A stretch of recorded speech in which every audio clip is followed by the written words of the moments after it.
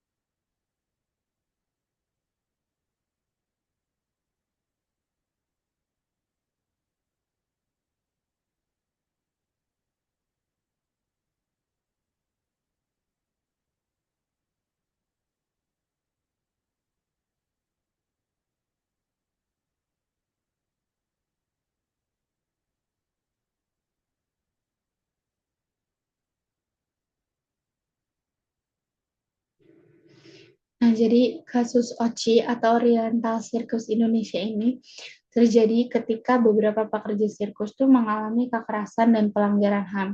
Para pekerja tuh nggak mengetahui dirinya siapa dan orang tua mereka siapa gitu.